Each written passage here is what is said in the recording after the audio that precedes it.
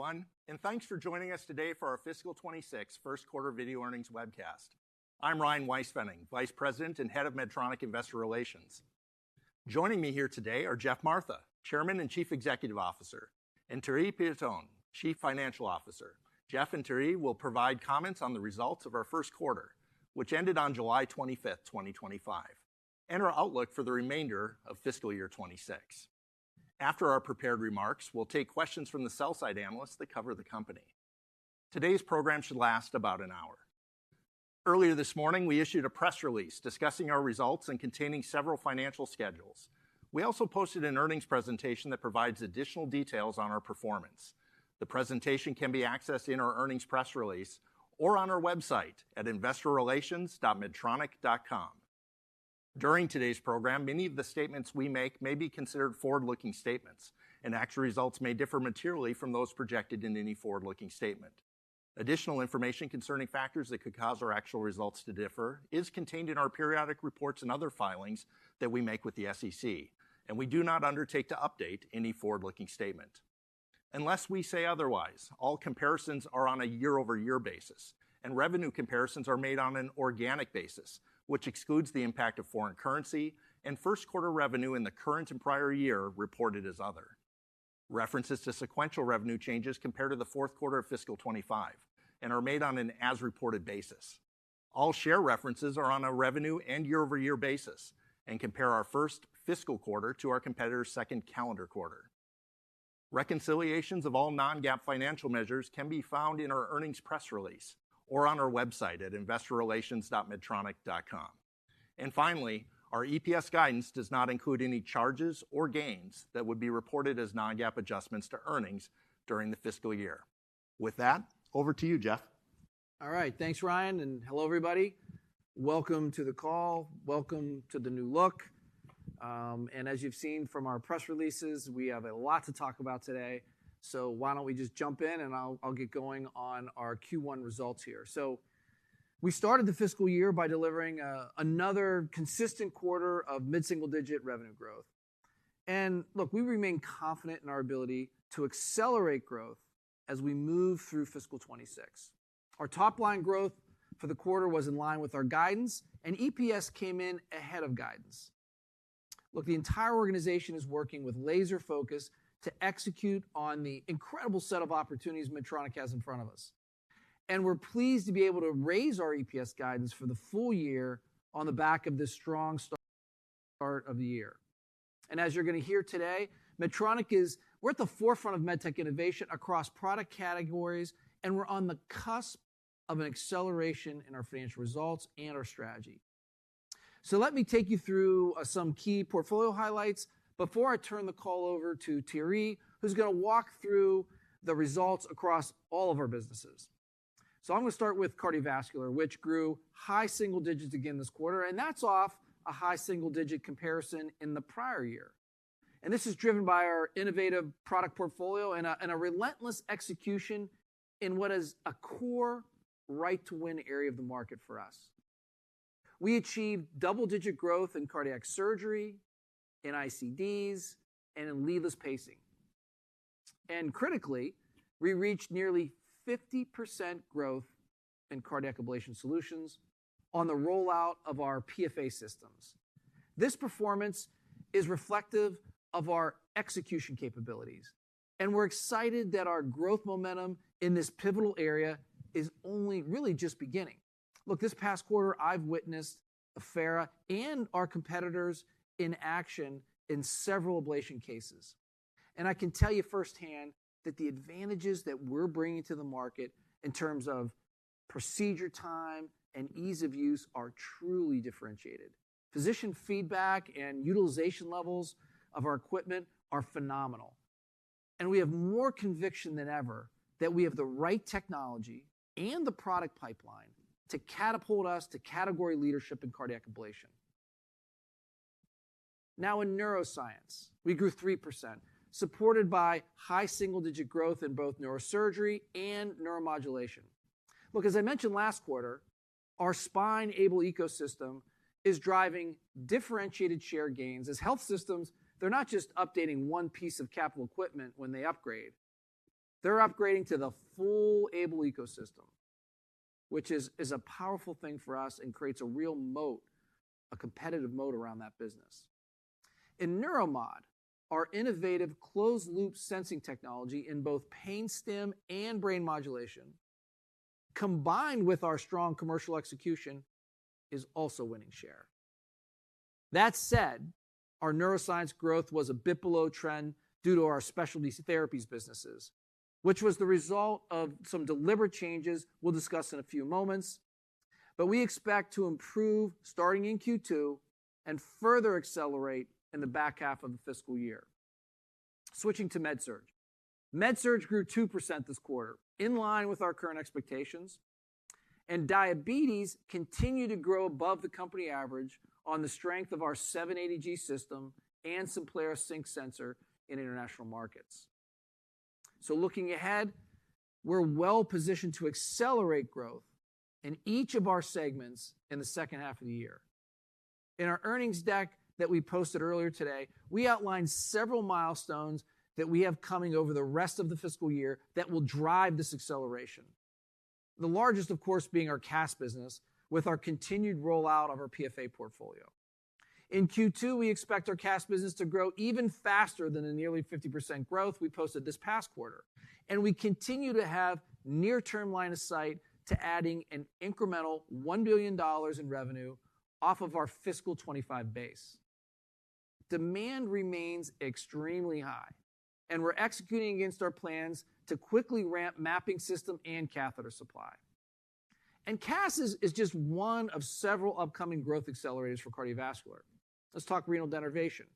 We're expecting the final national coverage from CMS on or before October 8th, and we expect the U.S. launch of our Simplicity procedure for hypertension to ramp after that. In our peripheral vascular business, we'll start the launch of our Contigo carotid stent system this quarter and our Liberant mechanical thrombectomy system in the second half of the fiscal year. Now in neuroscience, we're poised to accelerate growth starting this quarter, with further acceleration in the back half of the fiscal year. First, we expect our pelvic health business to be a key driver for this segment in fiscal 26 and beyond. Importantly, ahead of our tibial launch this fall, we took the opportunity to make some significant changes to our commercial organization in pelvic health in Q1. Now, while this had some short-term impact in the quarter as we expected, it sets us up. It sets us up to capitalize on the large opportunity ahead as we anticipate accelerating growth from this business as we go through the year. In neurovascular, we expect growth to accelerate each quarter as we go through the remainder of the fiscal year and as we lap China VBP and product recall comps. And we also have some new products ramping in carotid stenting and our hemorrhagic portfolio. Now in surgical, we have the U.S. launch for Hugo in the back half of the fiscal year, which we expect to be accretive to growth. And in diabetes, we expect performance to accelerate as we launch two new sensors, Simplera Sync this fall and the Abbott-based sensor, which we're calling Instinct, in the coming months. Simplera is half the size of our current sensor. It's disposable, and it's much easier to put on with no overtape. And with Instinct, our customers will get access to Abbott's most advanced CGM platform. And when you combine these improved sensors with our MiniMed 780G and its exclusive meal detection technology, we expect to see a positive inflection in our installed base and revenue growth. As for the separation of our diabetes business, MiniMed, we're calling it, is proceeding according to plan. MiniMed is entering a strong innovation cycle in its own right. The separation will sharpen Medtronic's focus on our core businesses, including high growth opportunities like we discussed, PFA and Ardian and others. And it will also allow Medtronic to grow revenue and earnings faster without diabetes than we do with it today. We continue to expect the separation to be immediately EPS accretive, even with conservative valuations, and this portfolio move will be a value-creating separation for Medtronic shareholders. Clearly, look, there's a lot to be excited about at Medtronic in the next few quarters. And as a result of the strength of our product pipeline, we're confident that not only will our revenue growth inflect in the near term, but we'll also achieve higher earnings growth over time. This will come through a combination of natural P&L leverage and decisive, urgent action we're taking to improve efficiency in both COGS and our operating expenses. We're creating an environment at Medtronic where innovation fuels growth, and growth in turn creates the oxygen needed to fuel more high ROI investments into innovation.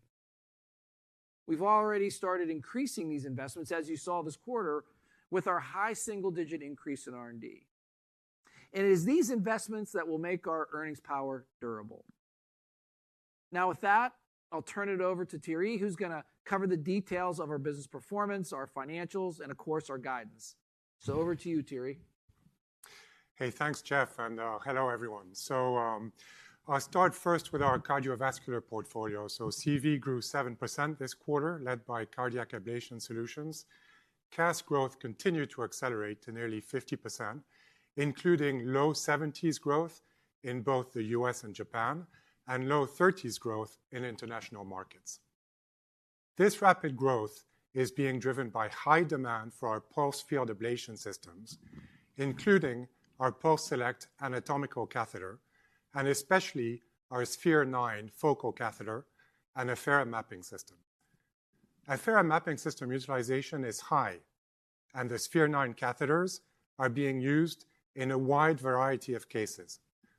Our teams are quickly ramping supply, and our mapper hiring is on track. This is allowing us to enter new accounts, as well as going deeper into more labs in our established accounts.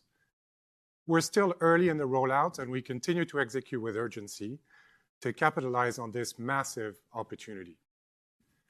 We expect to continue to win share in this $11 billion space that is now growing over 25%.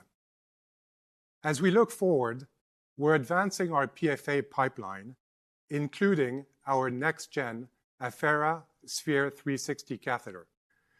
We hear from many EPs that Sphere 360 is the most anticipated single-shot catheter in this space, driven by very positive early clinical data.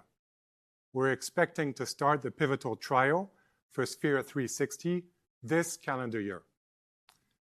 Next, in structural heart, we grew 6%.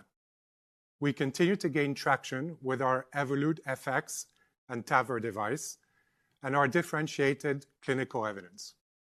We're getting our fair share of international revenue from Boston Scientific's market exit. We're also gaining momentum in several geographies, including Japan. We expect all of this to drive continued strength in our TAVR franchise in the quarters ahead. In cardiac rhythm management, we grew 3% with 6% growth in defibrillation solutions and 3% in cardiac pacing therapies, offset by cardiovascular diagnostics.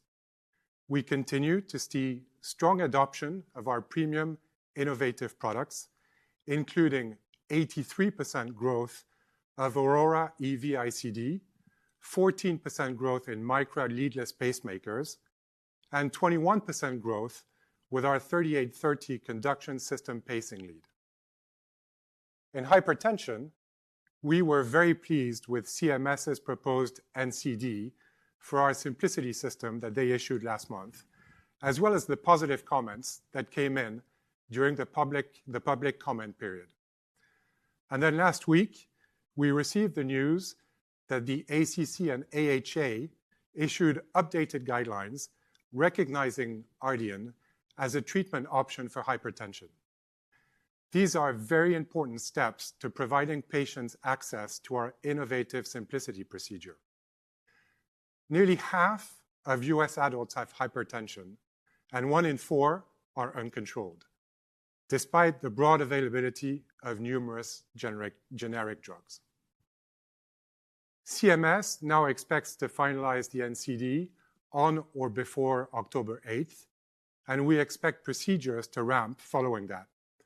Ahead of this, we're working with healthcare systems across the US to train physicians and help them establish Simplicity service lines.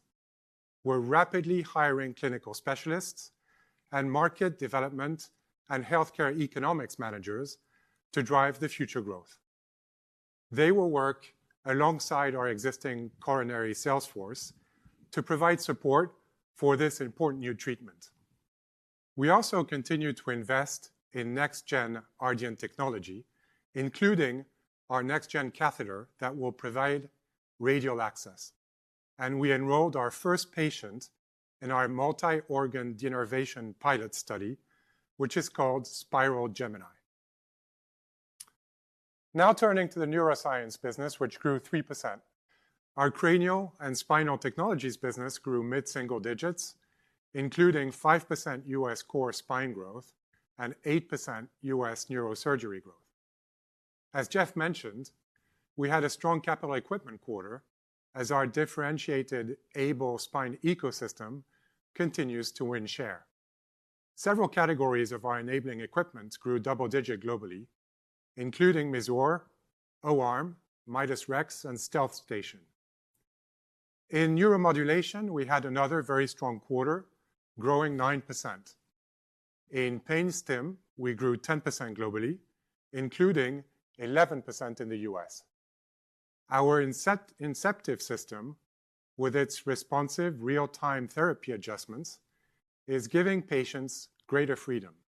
And in brain modulation, we grew high single digits as our groundbreaking BrainSense adaptive DBS technology is launching in the US, Europe, and Japan.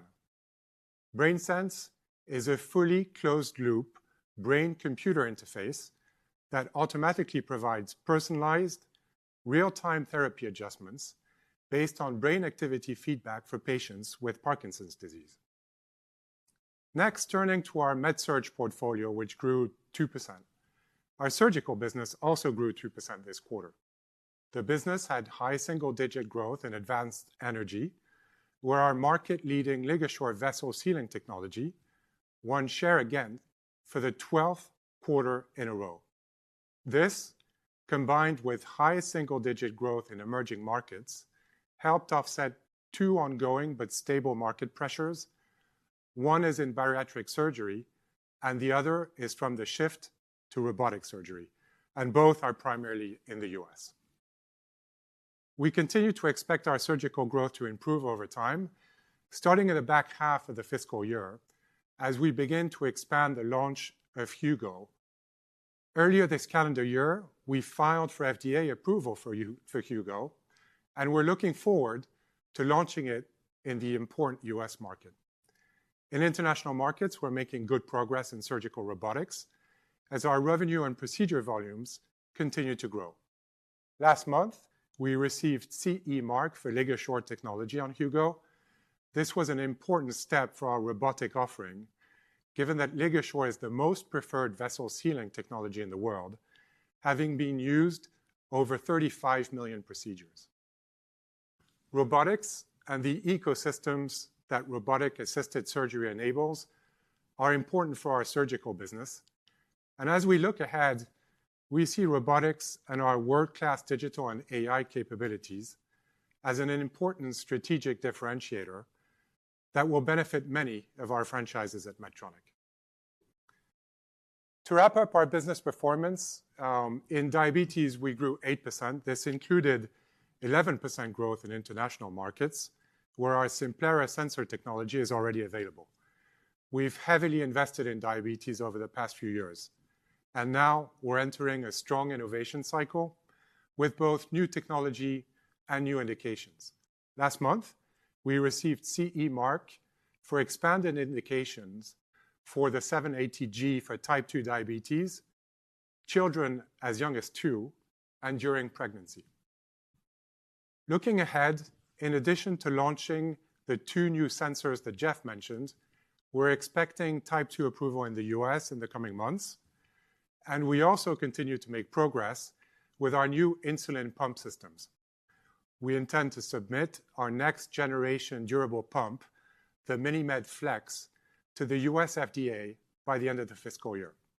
Flex is much smaller than 780G, as the screen is your phone, allowing for more discrete placement while still using the same reservoirs and infusion sets. And Flex will work with both Simplera Sync and Instinct sensors.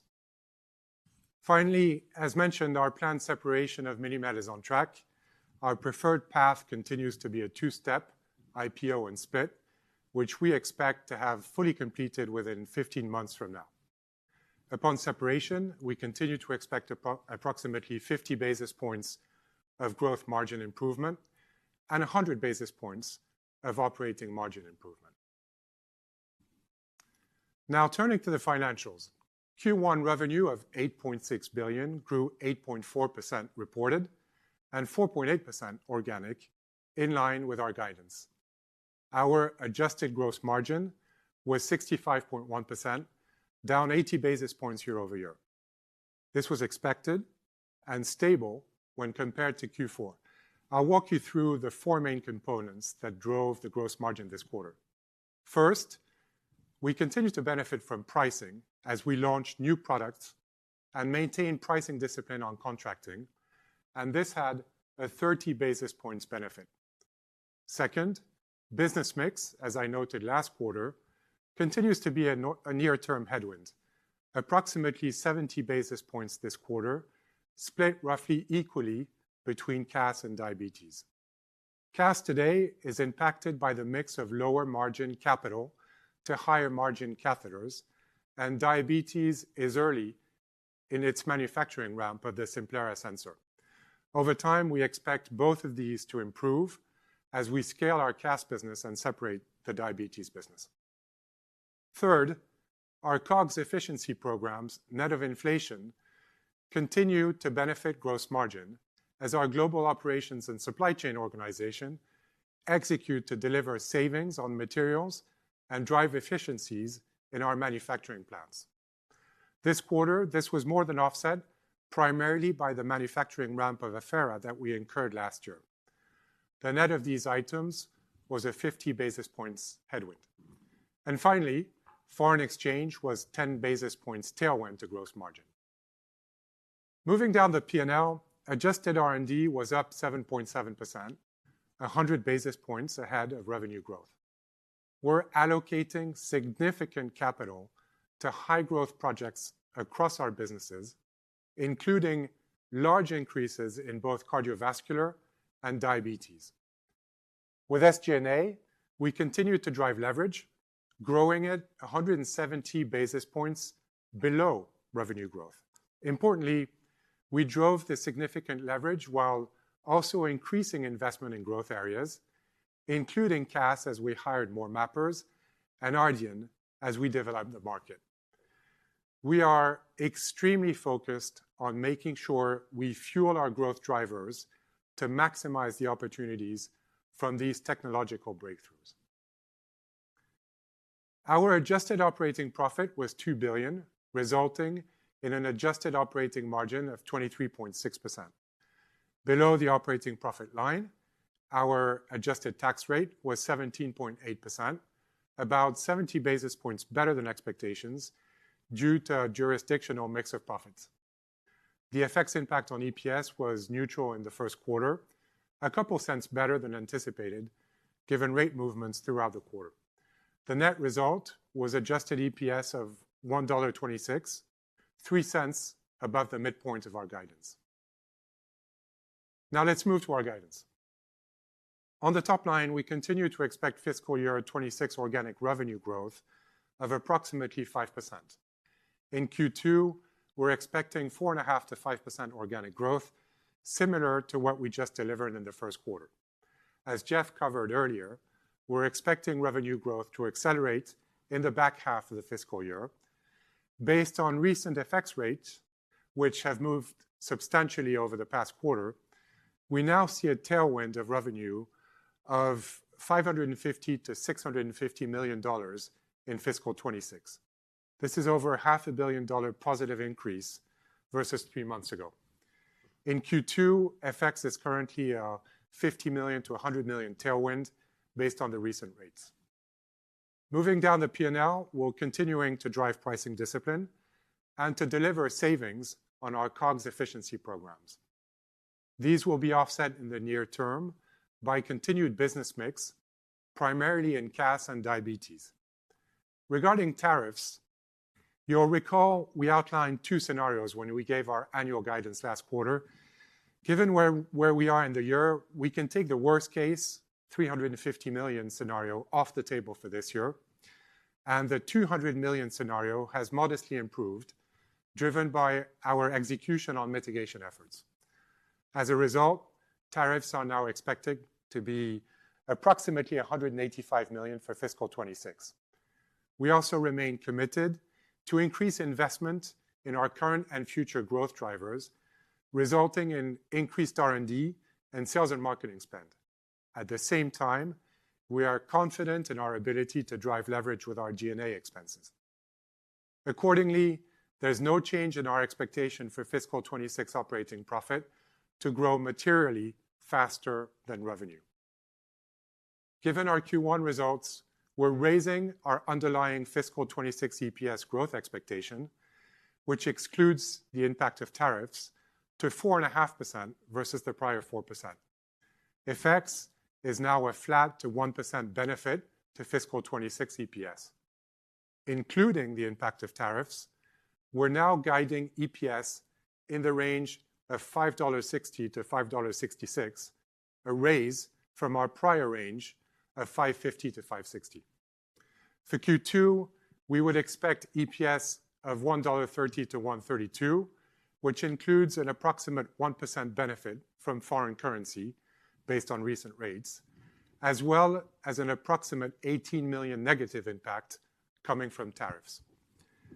As I mentioned last quarter, we're expecting high single-digit EPS growth in fiscal year 27, driven by accelerating revenue growth, improved business mix from CAS and diabetes, as well as the other financial benefit of the diabetes separation.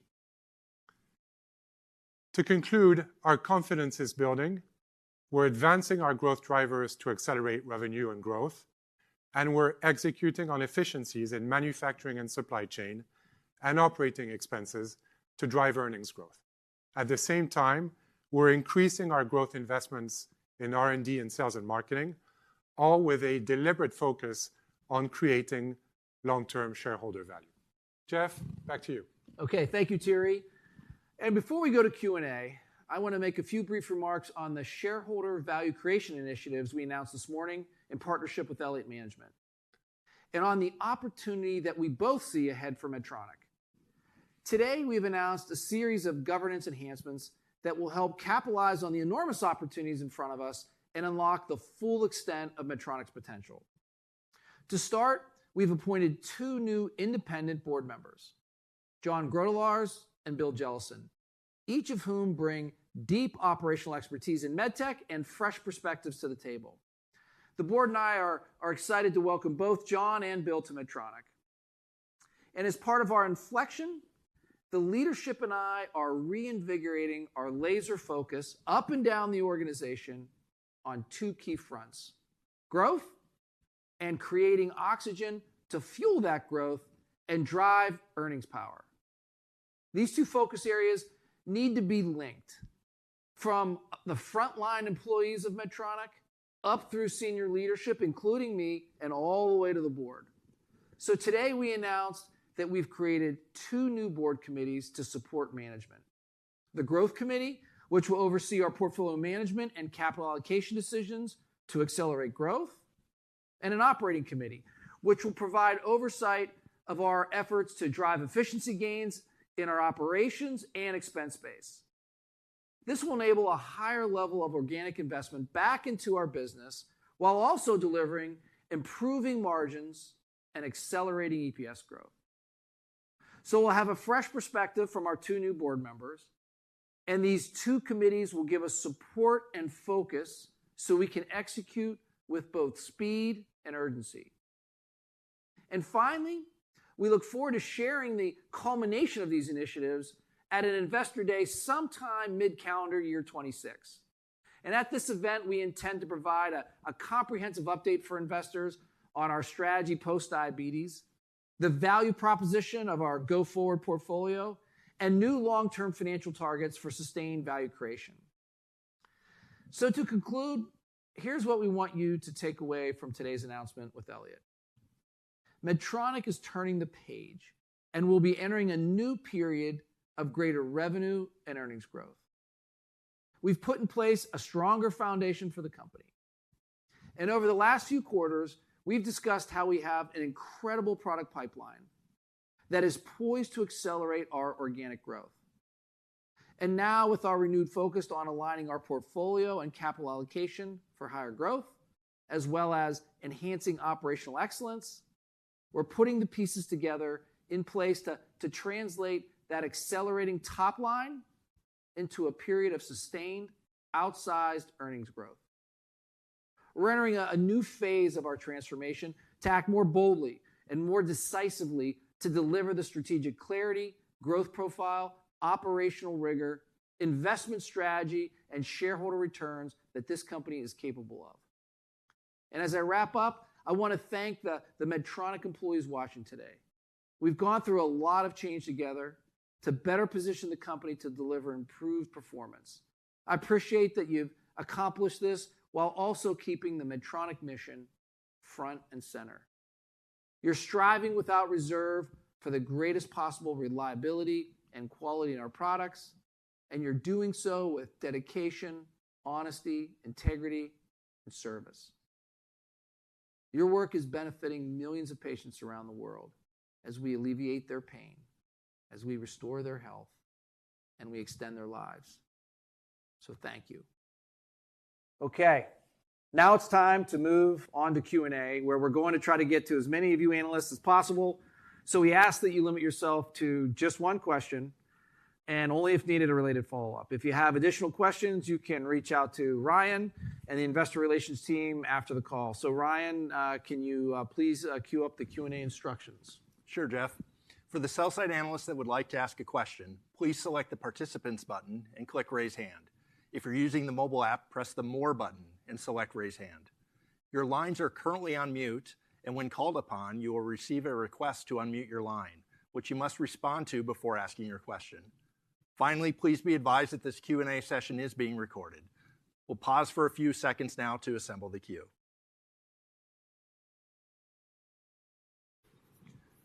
Okay, we'll take the first question from Travis Steed of BofA Securities. Please go ahead, Travis. Hey, thanks for taking the question. I guess first of all, on the pipeline, I see it's coming through this quarter. CAS, 72% U.S. growth. Sounds like supply is ramping up nicely there. So love an update on CAS, but also, it's not showing up in the total U.S. growth. U.S. growth, 3.5% this quarter, 1% structural heart growth. Just want to hear your confidence. Like you talked about being confident in the ability to accelerate growth, over FY26, but how do you get confidence in kind of the base business still kind of growing mid-single digits so the pipeline can kind of be on top of that? Sure. Yeah, thanks for the question, Travis. Look, let me start with just, some context on the quarter. Like I said, another mid-single digit quarter, 4.8% organic revenue growth, coming in, within our guidance of 4.5 to 5, EPS coming in 3 cents above the midpoint. To your point, the growth drivers are accelerating. You highlighted CAS. I'll come back to that. And we got other ones coming, already, and we talked about the tibial coming in the back half of the year. There are a couple of areas that came in, a little below trend. Like in neuroscience, for example, pelvic health, neurovascular, and then we'll get to diabetes. Demand is strong there, but the U.S. growth came down a bit. So there are a couple areas, and I'll turn those over to Thierry in a second, that are going to be kind of bouncing, back and accelerating. And then and that'll impact U.S., but also on the U.S. growth, all the new technology that's coming, the continued acceleration in CAS, already in, like I mentioned, diabetes, pelvic health, plus the rebound of these, they're all will have an outsized impact on the U.S. growth. I mean, Thierry, do you want to talk about the? Hey, no, I think you hit the main points. As you said, some of the pieces of the business that had a relatively slower growth in the first quarter were mostly U.S. Right. Impacting. So if you take a couple of these examples in pelvic health, We made some changes in the commercial force, as we said in the commentary, to prepare for the launch of tibial. And that's primarily a U.S. Impact, I would say. The second element, I would say, is diabetes. So diabetes grew very strongly outside of the U.S. We were up 11% in the international market. The U.S. was a bit slower, and that's mostly a product topic. So we have the demand for Simplera, but the ramp-up is only starting, and that's impacting the U.S. as well. And so as this ramp-up occurs, we'll see those things start kicking in the U.S. and changing the profile that we mentioned between U.S. and international markets. So positive going forward in the U.S. Yeah, and in CAS, like we showed in the earnings presentation, that's going to continue to accelerate, as you highlighted, Travis. We're getting the capital systems out there. The utilization is off the charts high. Everyone's excited about the catheters we have. They're also the catheters that are coming. Sphere 360 in the single shot space. So it's great. I was just in Japan the week before last. I was there for it's 50 years of Medtronic in Japan.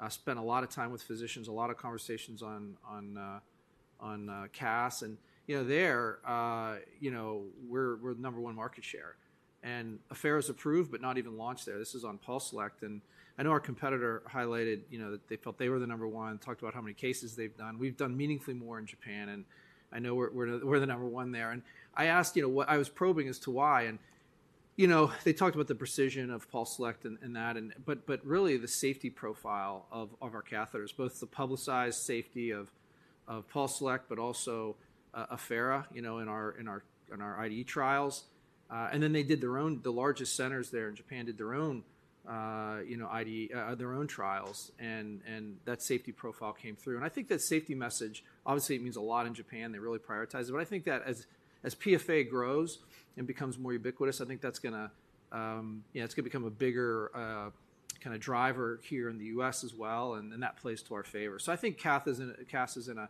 really good spot to continue to accelerate, and not only did it grow year over year, but it accelerated meaningfully sequentially. We saw strong sequential growth in CAS, especially in Affera, which was I think like near 60% sequential. So any way you slice it, our CAS business, from technology to commercial execution, geographic expansion, safety profile, data, physician experience, et cetera, is doing really well. And Jeff, as you mentioned, the sequential growth is going to continue, right? And you saw that on the chart. We're going to have both higher growth rate in Q2 than we did in Q1 in CAS, and we're also going to have, in absolute value, significant sequential growth between the first quarter and the second quarter. All right, thanks, Travis. Appreciate the one question. Next, we'll go to Larry Biegelsen at Wells Fargo Securities. Larry, please go ahead.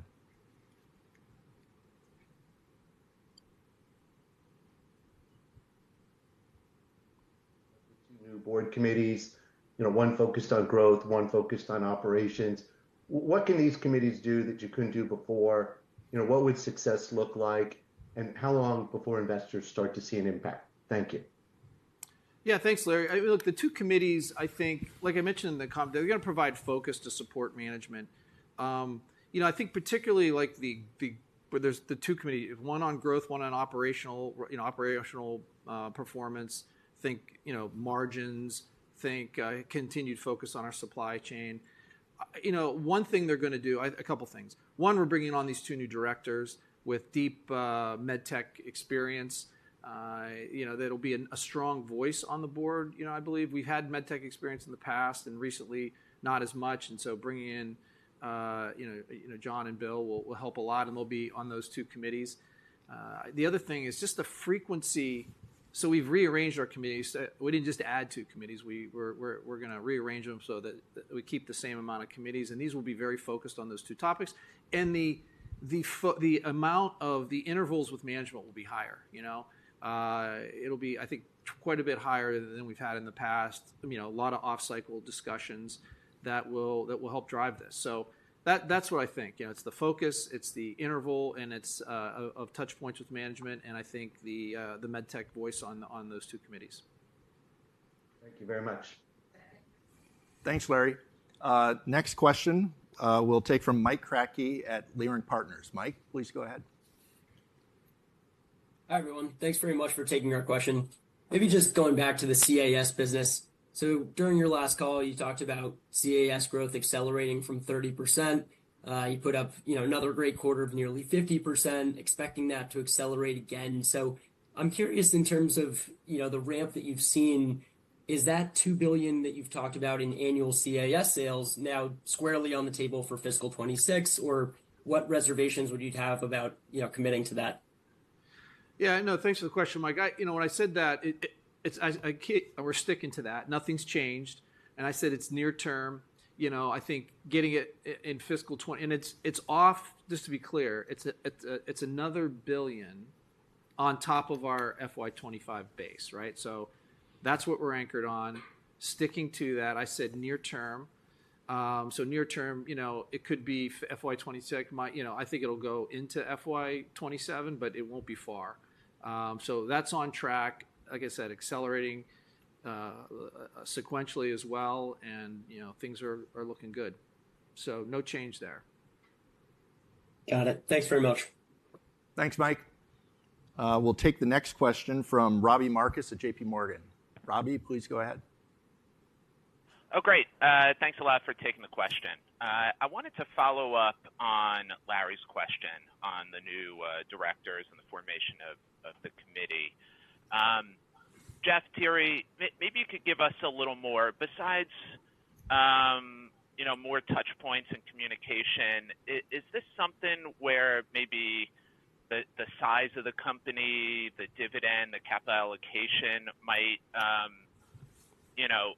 be up for a discussion, how to create more EPS growth?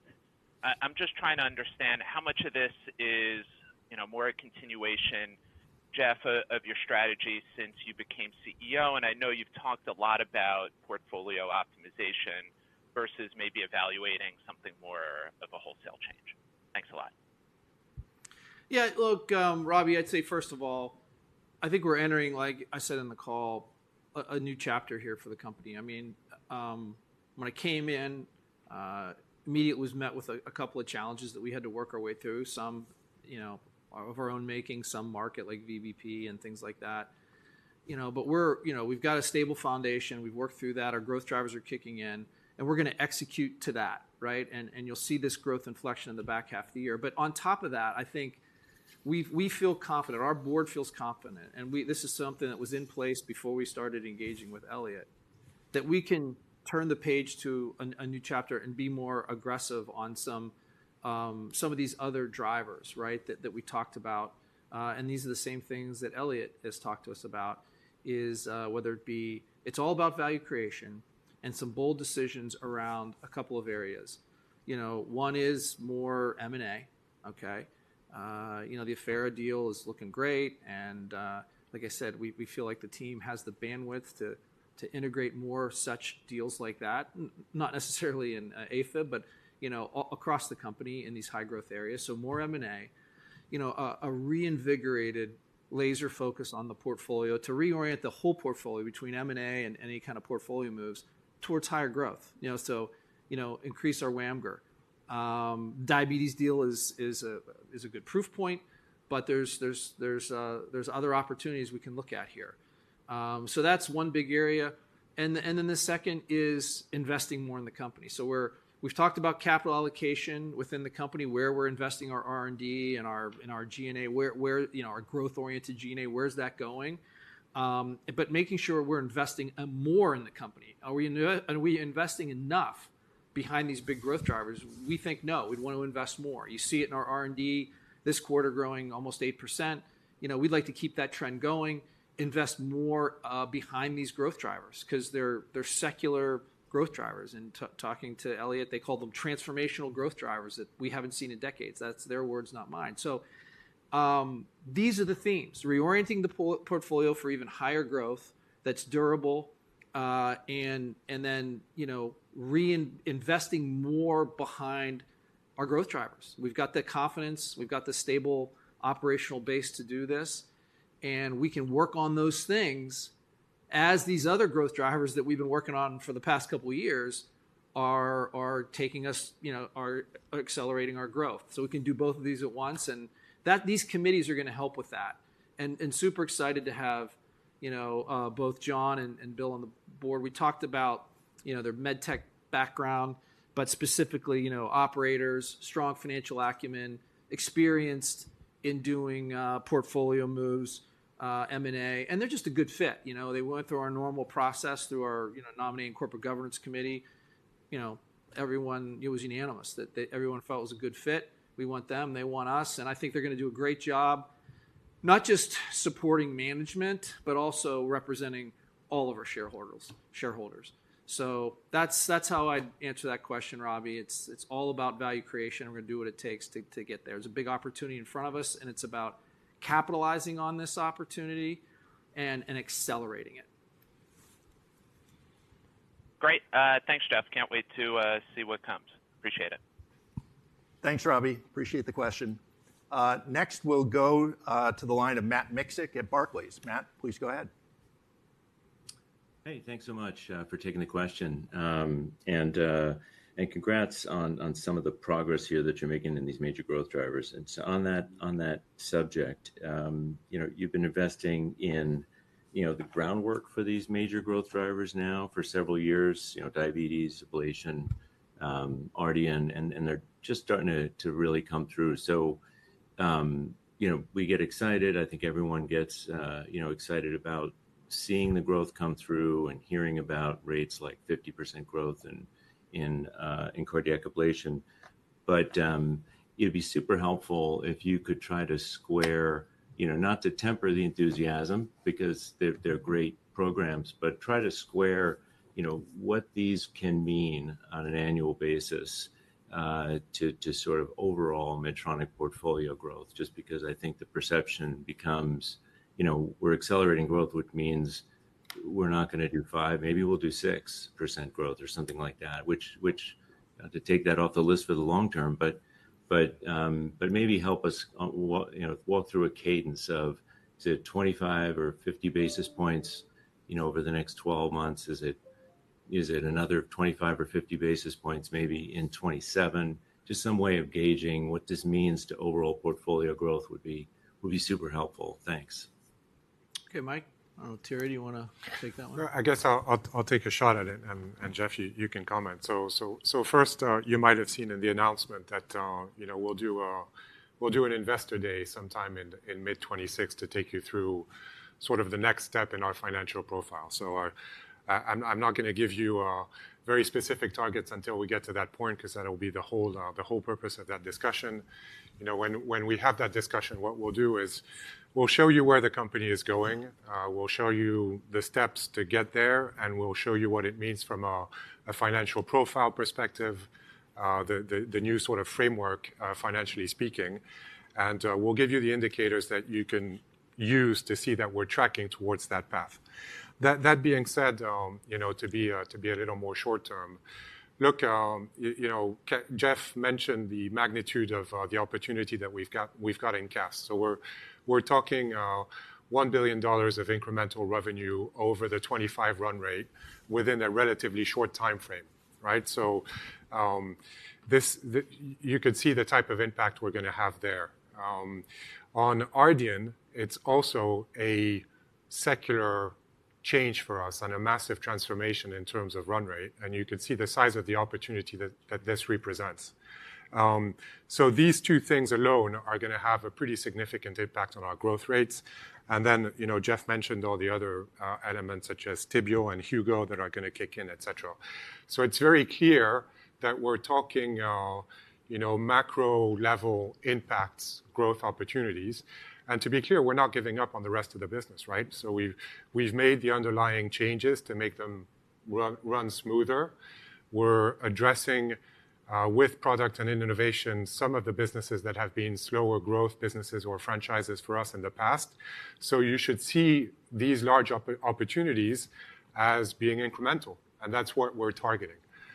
For the exact quantification, I'm afraid you're going to have to wait a little bit. You'll start seeing the signs in the second half, and then we'll show the new framework when we talk to you in the mid of 26. Yeah, no. The only thing I'd add to that is, look, why now? We've got this growth coming, right? You have this inflection in the back half of the year, and very tangible new product innovation coming, and even from like this quarter, and that you have some businesses that were growing below trend that also have nice products coming or lapping an issue like VBP and neurovascular that also contributes. It leads to a nice back half growth that will continue, and that higher growth gives us more just through some natural leverage and our cost control, in our operational efficiencies.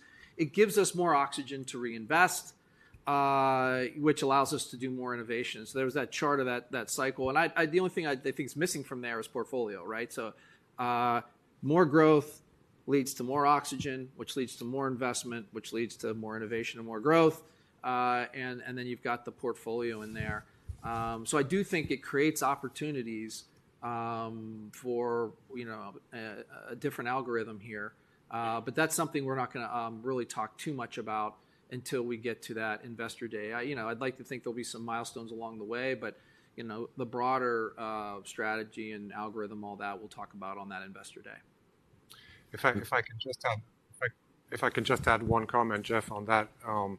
We're talking about reinvesting more, but I want to be clear that we're not talking reinvesting to the detriment of EPS, yeah. Right? So it has to be and. So we're very clear on the fact that the growth will allow us to invest more while continuing to generate leverage in the income statement and improving EPS, right? I just want to be clear about that. Good point.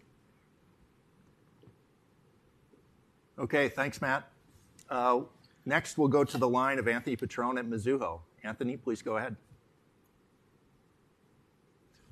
Great, and congratulations on the announcements this morning. And maybe I'll zone in on one of the growth initiatives, which is renal denervation. We're looking at the targeted date of October 8th for the NCD.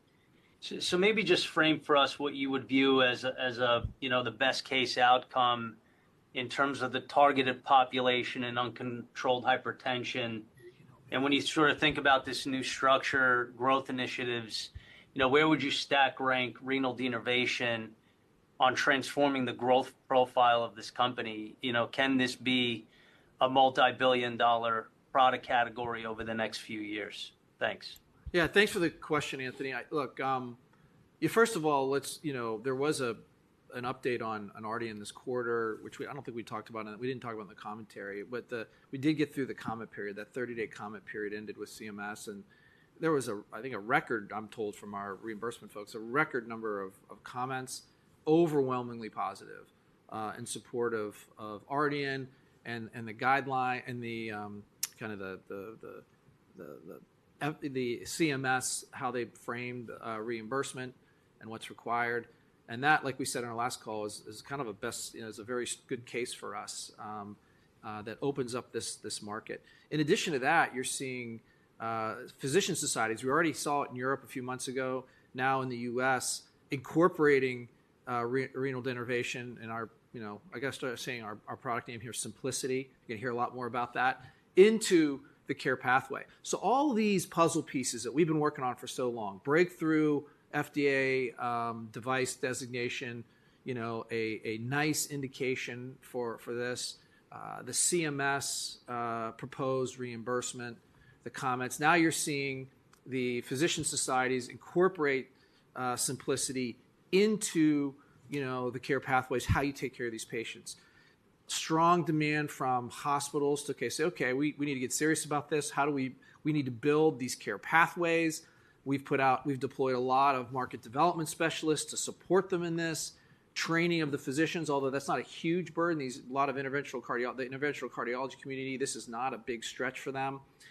So that's not a huge burden, like something completely new. They got the catheter skills. And so all the dominoes are falling, the puzzle pieces snapping into place, that this is going to be a massive market. Now, we're looking at CAS right now. It's very tangible. You see the transition from from drugs to ablation, and within ablation, from one technology over PFA, and we've got a great technology there. It's growing like crazy. It's very tangible. I still think Ardian has a chance to even be bigger. The patient population is massive. We've talked about how many 100 million people in the U.S., 100 to 200 people, 1 million people in the U.S.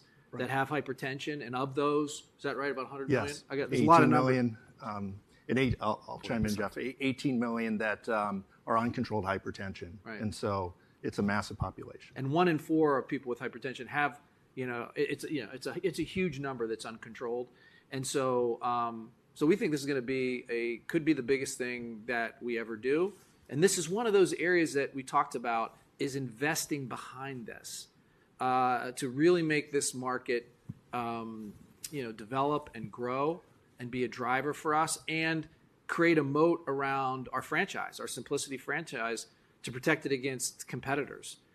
We've got our next generation of catheters ready to go. We've got new clinical trials ablating different places that we think that, in the early work meaningfully helps the blood pressure reduction. So there's a lot of work going on here, and just really pleased with the way it's all coming together. Anything else? Appreciate that. Great. Thanks, Anthony. Next, we'll go to the line of Josh Jennings at TD Securities. Josh, please go ahead. Hi, good morning. Thanks for taking the question. Got to change that picture, update it. Sorry about that. Wanted to just check back in with the increased focus on the diabetes franchise with the IPO split separation strategy. Just in the U.S., it sounds like that the slowdown may have been driven by just patients and physicians waiting for next generation CGM and Instinct, the collaboration with Abbott. Multi-part question, but just first, just wanted to check and make sure there hadn't been disruption that's leading to a slowdown. And then second, just to set expectations in terms of how we on the sell side investors should be thinking about the ramp from here in that U.S. diabetes business. And then lastly, just what's left for the approval and launch of Instinct in the integration with 780G. Sorry, 3-parter there, but hope you got all that. Okay, we'll answer the 3-parter, and change the picture if you want. But why don't I do 2 things here? I'll have Thierry update you just on the deal. It is on track, and let him talk about that. And I will bring Q on to talk about the business specifics. So Thierry, do you want to update us on the deal? Just on the deal, I would say the process is perfectly on track. So, there's really 2 sides. One is the operational separation of the business, and the other is the transaction itself. On both fronts, the teams are making progress exactly in the way we anticipated.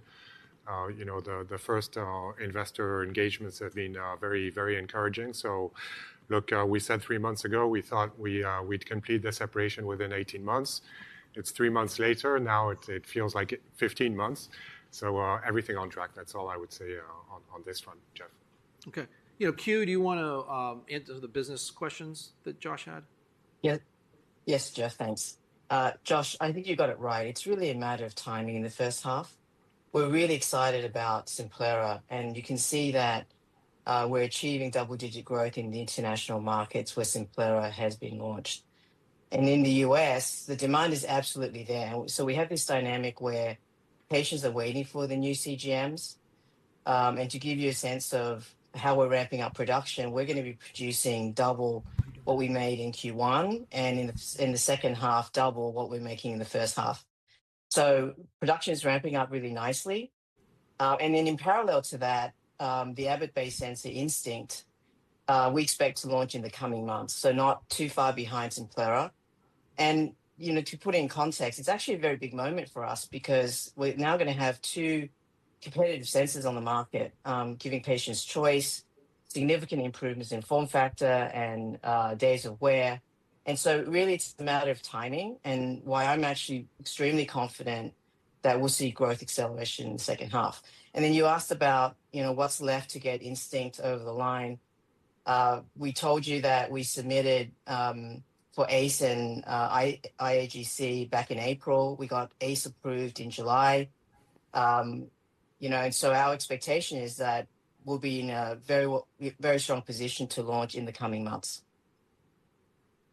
Yeah, look, I summarize it. Look, there's however you want to phrase it, a super cycle of innovation here that diabetes has. It's on the very front end of, and we think this transaction is going to be a significant value creating event for shareholders. But meantime, we still, Medtronic is the owner of this company for, a year plus, and we're very focused on it. This is an important part of the company, and, we're committed to making this capitalize on this cycle of innovation that we've been building towards, and making this transaction a meaningful value creator for investors. Great, thanks, Josh. We'll take two more questions here before we wrap up. So we'll go to the line of Matt O'Brien at Piper Sandler. Matt, please go ahead. Morning. Thanks for taking the question. I'd love to ask a little more about RDN, but I think the other thing to think about here is the overall business as you spin off diabetes. You've got half the business that's doing really well, growing very quickly, but another half that's a little softer, not growing quite as quickly, maybe some structural headwinds. You do have a couple of new products in tibial and robotics that may be able to help kind of some of these softer areas. But are there other products on the organic side of things that can help kind of bring some of these softer businesses up to, the other half of the business that's doing so well? Or do we need to wait for more inorganic additions to really help with that side of the business, maybe post the Elliott contributions? Thanks so much. Yeah, thanks, Matt. No, look, the short answer to your question is some of the businesses that came in, below trend or lower growth in the portfolio, they have very specific growth accelerators already, organic. We talked about neurovascular, for example. That's been a good grower for us in the past, and it has to get through a major, probably the biggest VBP impact we've had on any one business. Neurovascular for us is huge in China, and so that is we're moving through that, and it also had a recall, which we're not technically lapping that, but the replacement product now is ramping up, so that's going to accelerate. And then I mentioned, through the Contigo partnership, some products that we'll be putting on our neurovascular and our peripheral vascular bag. I'll come to PV in a second. That will help with its growth, and then finally we've got some hemorrhagic products in neurovascular. So neurovascular, you're going to see a meaningful acceleration. We talked about pelvic health, and I think this is an underappreciated one. This overactive bladder it's a huge market. It's millions of patients, and the idea of going from basically an implantable device in your upper buttocks, the sacral nerve modulation, to something that's above your fascia on the ankle. It's not quite a wearable, but it's pretty close to a wearable. Is really going to open up that market. We'll take market share, which will be fun, but the bigger thing, we're going to grow this market like crazy. So that's another one. And neuroscience is over the years been a consistent performer for us, and it's very well positioned competitively, and it will be that way. And I think these two will help accelerate it.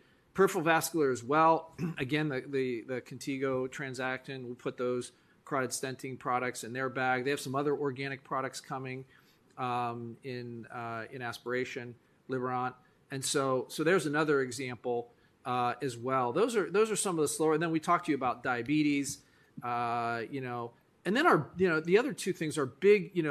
Look, surgical we've talked about. There are those headwinds. They're stable but consistent headwinds that we're dealing with there, and then in our other two big franchises, spine and CRM, we're in great shape. Spine had a mid-single-digit revenue overall, and it was like 4.5%. I think we had over 8% in capital worldwide. I know our competitor, said something about their capital was lower, a little lower or a lot lower, and there was concerns about capital in that area. No, our capital is growing like crazy. Globally over 8%. 13% in large capital. We got a moat around that spine business that's going to be durable. And then cardiac rhythm, it has some tougher comps to deal with, but there's a lot of innovation there. EV-ICD growing. Well, first of all, leadless is still growing over 14% this quarter. It's over a decade and it's still growing in the teens. even with competition, 14% this last quarter. You've got EV-ICD growing over 80%, and then our conduction system pacing lead was 20-some percent, 21%, I think. And then we've got a new high-power conduction system lead coming, OmniSecure. So I think that business is in a great shape. So you look around the portfolio, you see major growth drivers, and you see some, I'll call them singles or doubles coming in some of these lower growth businesses, except for pelvic health. That's more than a single or that's a big one, that are going to get the rest of the company up and really support this back half ramp and keep it durable. Did I miss anything? Oh, I think that was very comprehensive. Yeah. Thanks, Matt. Yeah, thanks, Matt. We'll take one more question. We'll go to the line of Joanne Wuensch at Citi. Joanne, please go ahead with your question. Thank you, and good morning. And I like the new background look. At SRS earlier this summer, Hugo had a really significant showcasing. And I'm curious, what are your thoughts on what you've learned in the European market and how that could translate to when it comes into the US market? And I'm also curious if you can give us any sort of metrics on revenue, robots placed, anything that sort of help ground us to the progress that's being made in that segment. Thank you. Thanks, Drew. I think we'll call Mike Marinero to answer those questions, but I'll start by saying, Hugo continues to make, progress. This is a, important program for us. We're counting on it being one of our growth drivers, particularly when it gets into the U.S. We talked about in the back half of the year. But I'll turn it over to Mike to answer those specific questions. Mike? Yeah, thanks, Jeff, and thanks, Joanne. So maybe first answer the questions around what we've learned in the international markets. I think importantly, we've learned that we have a form factor that's been received very well, particularly the open console, the modular design, which is now, really starting to play out in a very meaningful way in general surgery. We're seeing that general surgery applications are really a place where the modularity of this system really shines, because you can take a true lap-like approach. We're learning that partnership really matters. We're not really selling, we're selling robots, and the performance of the robot obviously is critically important, but we're really, we're building partnerships. And so training, education, how we surround the robot, how we come to customers as a full surgical business. These are all critical lessons that, that we've learned so far, and also lessons that we're borrowing from our spine business, which I think Jeff just talked through, that there's really a whole ecosystem play here that we're thinking about then as we, come to the U.S. market. From a performance perspective, we're now in over 30 countries in markets around the globe. We've logged tens of thousands of procedures, and we're seeing significant double-digit growth in our current accounts on a year-on-year basis. So very good progress there, and we're tracking, that momentum very carefully, because how those accounts perform on a year-on-year basis obviously is a good indicator for what we should expect moving forward. As you know, we've filed, and as we talked about at SRS, Joanne, I think you were there. We filed for FDA approval for our urology study, or urology indication rather, here this year. We're progressing well in talks with FDA. We're preparing to launch, or rather submit, hernia and GYN shortly thereafter. Those are all submitted by very large data sets that we're presenting at major conferences. So, we presented urology at AUA, a very large data set at the European Urology Society, the GYN data at SRS. We're presenting the hernia, enable hernia, which will be the data to support our U.S. approval at the American Hernia Society here coming up in September.